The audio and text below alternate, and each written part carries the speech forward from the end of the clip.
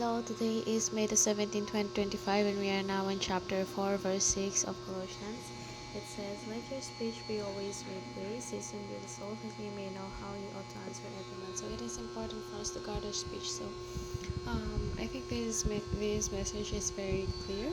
It's very easy to understand, and even a child would be able to understand this message. But unfortunately, a lot of us, are tactless when it comes to our speech. Sometimes the simple things, the quote unquote simple things, the simple instructions, they are the ones where we struggle to obey. For example, speech. How many times have we been told to guard our speech, to guard our tongue, to flavor our speech with salt? But what happens every time? Every time we get angry, every time we get upset, we still say a lot of hurtful things.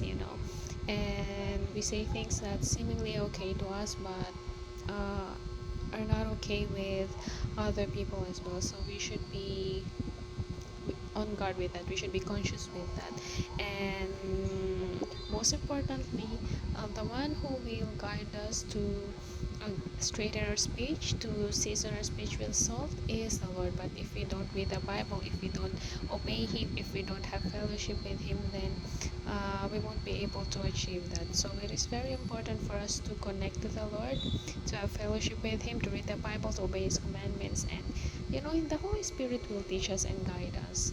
And little by little, our speech will be different. Little by little, people will see how have we been changed by God, and they will be curious, and it might be the way as well to lead them to Christ. So let us guard our speech. Let us season our speech with salt, so that people can see the difference of a child of God to those who are not. So I think that's it for today. Thank you.